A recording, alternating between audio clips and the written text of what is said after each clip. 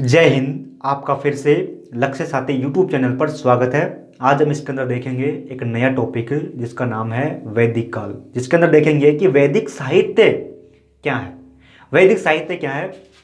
वैदिक साहित्य क्या है, जैसे कि इनकी रचना किन्होंने की, इनके अंदर क्या क्या है, कौन कौन से वैदिक साहित्य के अंदर आता है, और ये वेद है। जैसे कि वैदिक साहित्य के अंदर 4 वेद आते हैं: ऋग्वेद, सामवेद, यजुर्वेद, अर्थवेद। अब इन वेदों के अंदर क्या है, इन वेदों के अंदर क्या हमको देखने को मिलता है। फिर जैसे कि इन वेदों के ब्राह्मण ग्रंथ, आरण्य ग्रंथ, उपनिषद, वेदांग है, तो इनके अंदर क्या है। कहने का मतलब है कि आज हम वैदिक साहित्य क्या है इनके बारे में देखने वाले हैं। हमारी जो प्राचीन भारत के इतिहास की सीरीज चल रही थी, सीरीज नंबर ये 22 है ना। इससे पहले हमने 21 सीरीज कंप्लीट कर ली है। अब देखें कि वैदिक साहित्य क्या है। पहले देख लेते हैं कि वैदिक साहित्य की रचना आर्यों ने की, जो कि भारत के अंदर आर्य आए थे, उन्होंने इन वैदिक साहित्यों की रचना की। अब वैदिक साहित्य के अंदर 4 वेद आते हैं। वैदिक साहित्य के अंदर 4 वेद आते हैं, है ना, जिनका नाम है, पहले का नाम है ऋग्वेद, फिर आता है सामवेद, फिर आता है यजुर्वेद, और फिर आता है अर्थवेद। और अब जो ये वेद है, इन वेदों को अन्य नामों से भी जाना जाता है। जो वेद है 4, इन वेदों को अन्य नामों से भी जाना जाता है, जिनका एक नाम है श्रुति।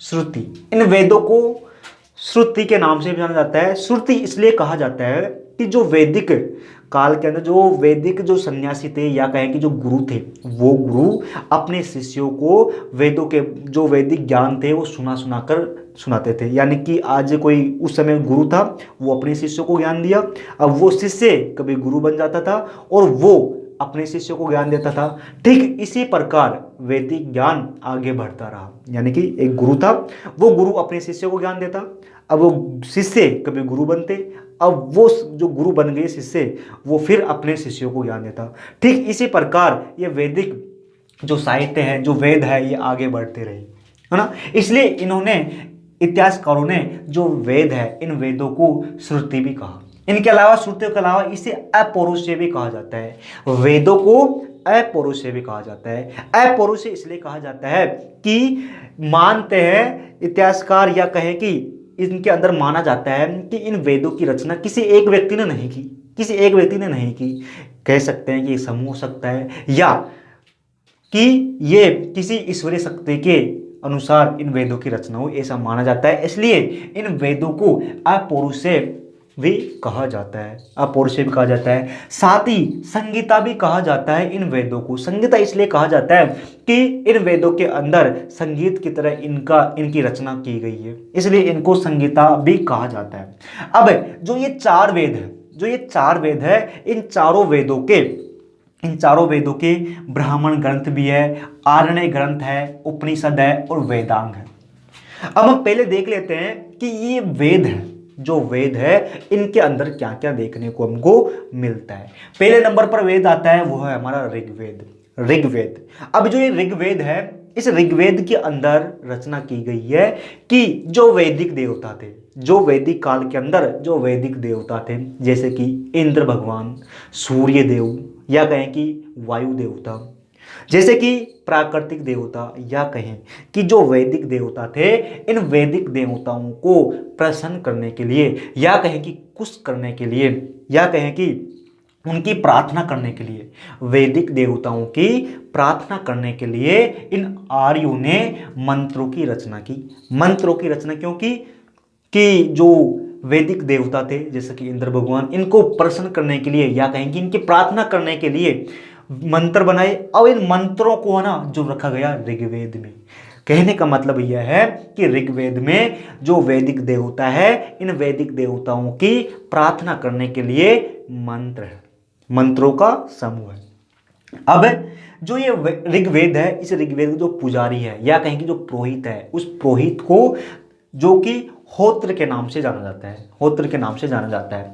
अब इनके बाद में बात करें कि सामवेद।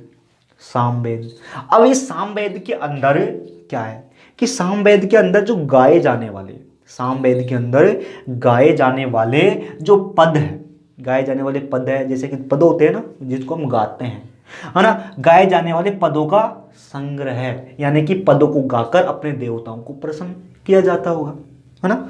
तो जो ये सामवेद है, इस सामवेद के अंदर पदों को गाए जाने वाला संग्रह है, यानी कि जो गाए जाने वाला वैसे पद जिनको गाकर गाया जाता था ताकि अपने प्रभु को प्रसन्न कर सके, यानी कि जो ये सामवेद है, इस सामवेद में गाए जाने वाले पदों का संग्रह है। और इस सामवेद का जो पुरोहित था, जो पुजारी था, सामवेद का जो पुरोहित हुआ करता था, उसको कहा जाता था उद्गाता, उद्गाता।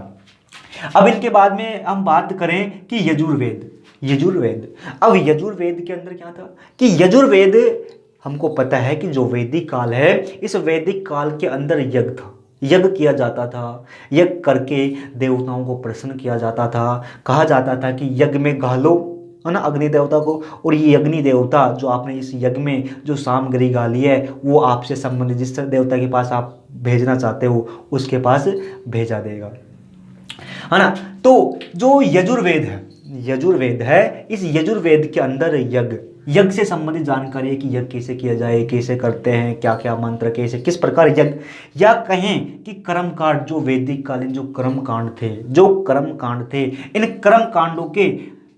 कर्मकांडों के महत्वपूर्ण यज्ञ कि इन कर्मकांडों के बारे में संबंधित जानकारी हमको देखने को मिलती है, वो है यजुर्वेद। यानी कि जो वैदिक सभ्यता के जो कर्मकांड है, वो जो क्या क्या किया जाता था, है ना, तो जैसे कि यज्ञ किस प्रकार किया जाएगा, तो इनकी जानकारी हमको मिलती है यजुर्वेद में। अब ये यजुर्वेद का जो पुरोहित हुआ करता था, उस पुरोहित को कहा जाता था अध्वर्य, है ना, अध्वर्य।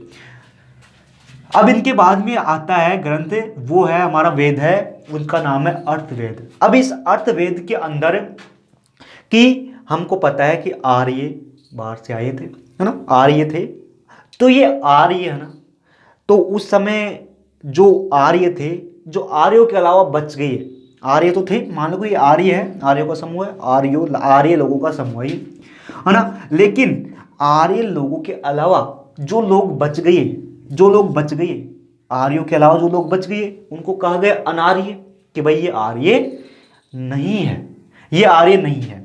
अब तो ये आर्य लोग है ना, इनकी अलग प्रकार की पूजा पद्धति थी, अलग प्रकार के इनके विचार थे, अलग प्रकार की संस्कृति थी, अलग प्रकार का कल्चर था, है ना। लेकिन जो अनार्य थे, जो आर्य नहीं थे, चाहे अलग किसी भी जाति धर्म किसी के हो, लेकिन ये आर्य नहीं थे, तो ये आर्य नहीं थे ना, इनकी अलग पूजा पद्धति थी, जैसे कि मंत्र, है ना, तंत्र मंत्र, जादू टोना टोटका, किसी को वश में करना, किसी को वश में करना, किसी पर भभूति फेंकी स्वाहा, वो अपने वश में हो जाता था। तो ये जो अनार्य थे, इनके जो पूजा पद्धति थी, इस पूजा पद्धति को जो अनार्य लोग थे, जो आर्य नहीं थे, है ना, तो इन आर्यों ने अनार्य लोगों की पूजा पद्धति को भी अपने ग्रंथ में शामिल कर लिया, अपने अंदर शामिल कर लिया। यानी कि जो अनार्य लोग थे, उन अनार्य लोगों की पूजा पद्धति को भी अपने अंदर शामिल कर लिया। तो वो वेद हमको देखने को मिलता है, वो है अर्थवेद। अर्थवेद, अर्थवेद इसलिए महत्वपूर्ण हो जाता है क्योंकि इसके अंदर आर्यों ने अनार्य लोगों की पूजा पद्धति, या कहेंगे जो पूजा पद्धति थी, उनको भी अपने स्थान देना आरंभ कर दिया। अब जो ये अर्थवेद है, इसका जो पुरोहित है ना, उसको कहा जाता है ब्रह्मा, ब्रह्मा, है ना, इसको कहा जाता है। अब जो ये हमारे चार वेद हो गए, ऋग्वेद, सामवेद, यजुर्वेद, अर्थवेद, ऋग्वेद, सामवेद, यजुर्वेद, अर्थवेद, ये हमारे चार वेद हो गए। अब इन चार वेदों के प्रत्येक वेद के, ऋग्वेद के अलग, सामवेद के अलग, यजुर्वेद के अलग, प्रत्येक वेद के हमको ब्राह्मण ग्रंथ देखने को मिलते हैं, है ना, और आर्य ग्रंथ देखने को मिलते हैं, उपनिषद देखने को मिलते हैं, और वेदांग की रचना की गई। अब हम देखेंगे कि इनके अंदर क्या है। तो ब्राह्मण ग्रंथ, ब्राह्मण ग्रंथ के अंदर जो कर्म कांड थे, ब्राह्मण ग्रंथ भी एक तरीके से वैदिक साहित्य का एक हिस्सा है ना, वैदिक साहित्य का हिस्सा है ब्राह्मण ग्रंथ। तो इस ब्राह्मण ग्रंथों के अंदर कर्म कांड से संबंधित जानकारी देखने को मिलती है कि कोई कार्य करना है हमको, मतलब वो किस प्रकार किया जाएगा, कौन किया जाएगा, कैसे करेगा, इसके अंदर क्या क्या शामिल होगा, है ना, किस किस का इसका प्रयोग किया जाएगा। इस प्रकार जो कर्म कांड है, इनका प्रतिपादन इन ब्राह्मण ग्रंथों में किया गया कि किस प्रकार नियम कानून कह सकते हैं बनाए गए ब्राह्मण ग्रंथों के अंदर। फिर बाद में बात करें कि आर्य ग्रंथ, आर्णय ग्रंथ। तो आर्णय के अंदर जो आर्णय है ना, आर्णय, इस आर्णय का अर्थ होता है जंगल, जंगल, जंगल, है ना।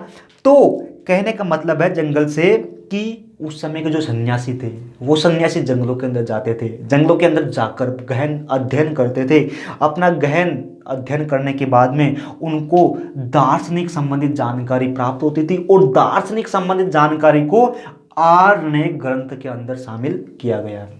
यानी कि आर्णय ग्रंथ के अंदर जो दार्शनिक विचार था, या कहें कि जो दार्शनिक, जो दर्शन से संबंधित विषय से बहुत ही टेढ़े विषय थे, या कहें कि जिन पर बहुत अधिक सोच विचार किया गया, है ना, जो बहुत महत्वपूर्ण थे, उनको इन आर्णय ग्रंथों के अंदर शामिल किया गया। अब इनके बाद में देखिए उपनिषद। उपनिषद, तो उपनिषद है ना, जैसे कि मान लो कि कोई गुरु है, उस समय का जो गुरु थे, ऋषि मुनि हुआ करते थे, तो उन ऋषि मुनियों ने ऋषि मुनि अपने जो प्रमुख चेले होते थे, या कहें कि जो अपने प्रमुख शिष्य होते थे, उन प्रमुख शिष्यों को छांट लेते थे, छांट कर उन शिष्यों को अपने समीप बैठाते थे, अपने समीप बैठाकर जो कि ज्ञान की बातें देते थे। ऐसी ज्ञान की बात, जैसे कि आर्यों की जो दार्शनिक जीवन था, दार्शनिक विचार की बातें यहाँ पर करते थे। जैसे कि दार्शनिक विचार में देखें कि मरने के बाद हमारा क्या होगा, हमारी उत्पत्ति कैसे हुई, है ना, इस संसार में हमको क्या करना है, क्या भगवान होते हैं या नहीं होते हैं, भगवान है तो कहाँ पर है, कैसे है। इस प्रकार दार्शनिक जीवन की अपने शिष्यों के साथ बैठकर गुरु बताया करता था। तो ये उपनिषद भी हमको, जो कि हमारे वैदिक साहित्य का एक हिस्सा है। इसके बाद में हमको देखने को मिलता है वेदांग। वेदांग, अब इन वेदांगों की रचना इसलिए की गई ताकि जो हमारे वेद है, ऋग्वेद, सामवेद, यजुर्वेद, अर्थवेद, इनको ये बहुत ही टेढ़ी भाषा में लिखी गई है, संस्कृत में बहुत ही कठिन भाषा है, बहुत ही कठिन भाषा में ये लिखे गई है ना। तो जिस कठिन भाषा में लिखे होने के कारण जो जन सामान्य हैं, जो सामान्य लोग थे, उनको ये बातें पल्ले ही नहीं पड़ती थी। इसलिए क्या किया गया कि जो ये जो वेद थे, इनको कठिन भाषा में लिखा गया, लेकिन इनसे सरल भाषा में कि किस प्रकार अपने जन सामान्य को समझाया जा सके, इसलिए वेदांग के अंदर इनको सरल भाषा के अंदर बताया गया। ये 6 प्रकार के वेदांग है, 6 प्रकार के वेदांग है, जैसे कि शिक्षा, कल्प, है ना, व्याकरण, छंद, निस, तत्व, ज्योतिष। ये 6 प्रकार के वेदांग है, शिक्षा, कल्प, व्याकरण, छंद, निष्कत, ज्योतिष, है ना। ठीक, हमने कहा कि वेदों को सरल भाषा में समझने के लिए इन वेदांगों की रचना की गई। ये वेदांग भी हमारे वैदिक साहित्य का ही एक हिस्सा है। अब इसके बाद में हम देखें, क्या देखें, हाँ, इसके बाद में हम देखें कि वैदिक साहित्य कुछ इतिहासकारों के अनुसार कहा गया कि वैदिक साहित्य है ना, जो कि धार्मिक साहित्य है, जो किसी एक धर्म का प्रतिनिधित्व करता है। लेकिन कुछ जो हमारे जैसे इतिहासकार है, वो कहते हैं कि भाई ये धर्मनिरपेक्ष साहित्य है, किसी एक धर्म का, ये जो वैदिक साहित्य है किसी एक धर्म का नहीं, ये सभी धर्मों को लेकर चलने वाला एक साहित्य है। अब कुछ इतिहासकार इसे धार्मिक साहित्य इसलिए कहते हैं क्योंकि जो वैदिक साहित्य है, इस वैदिक साहित्य के अंदर जो आर्य थे, उन आर्यों के कल्चर, संस्कृति, जो क्या खाते पीते, क्या करते वर्ते, यानी कहने का मतलब आर्यों के बारे में यहाँ पर जानकारी दी गई। इसलिए इतिहासकार कहते हैं कि भाई ये धार्मिक ग्रंथ साहित्य है, वैदिक साहित्य। लेकिन कुछ इतिहासकारों का ऐसा कहना है कि ऐसा कैसे हो सकता है, क्योंकि भाई जो हमारा जो वैदिक साहित्य है, इस वैदिक साहित्य के अंदर जो वैदिक कालीन जो समाज था, उसकी हमको जानकारी देखने को मिलती है कि किस प्रकार समाज था। साथ ही वहाँ पर आर्थिक कार्य क्या थे, उनकी भी हमको जानकारी इन वेदों के अंदर देखने को मिलती है। ठीक है ना। फिर इतिहासकार ऐसे बोलते हैं कि भाई हमको इन वेदों के अंदर जो वैदिक जो सभ्यता थी, या कहें कि जो वैदिक काल था, उस वैदिक काल में किस प्रकार का प्रशासन हुआ करता था, या कहें कि राजनीतिक क्रियाएं किस प्रकार की थी, यह भी हमको देखने को मिलता है हमारे इन वेदों में। इसलिए इतिहासकार कहते हैं कि भाई ये किसी एक धर्म का नहीं, बल्कि एक धर्म निरपेक्ष है, इसके अंदर सभी धर्मों को थोड़ी थोड़ी जगह दी गई, है ना। अब हम बात करें कि खूबी क्या है, कि आखिर हमको इनकी आवश्यकता क्या है वैदिक साहित्य की, क्योंकि भाई बात करें कि वैदिक काल था, जो कि सिंधु घाटी सभ्यता आती है, समाप्त हो जाती है, फिर वैदिक सभ्यता भारत में, हमारे उत्तर भारत में खूब पनपती है। तो हमको जो वैदिक सभ्यता है, इस वैदिक सभ्यता के पुरातात्विक स्रोत बहुत ही कम मिलते हैं, लेकिन बहुत ही कम मिलते हैं, यानी खुदाई करने के बाद में जो साक्ष्य मिलते हैं वो बहुत ही कम मिलते हैं। तो हमारे इतिहासकार जो वैदिक जो काल है उसके बारे में जानकारी इन वैदिक साहित्य से ही प्राप्त करते हैं, क्योंकि वैदिक साहित्यों के अंदर लिखा गया है ना। तो हम यह कह सकते हैं हम तो एक जैसे कि वैदिक काल को जानने का जो एकमात्र हमको पास स्रोत है वो है हमारा वैदिक साहित्य। मानते हैं कि जो पुरातात्विक स्रोत भी हमको मिलते हैं वैदिक साहित्य वैदिक काल के, लेकिन वो बहुत ही कम मिलते हैं।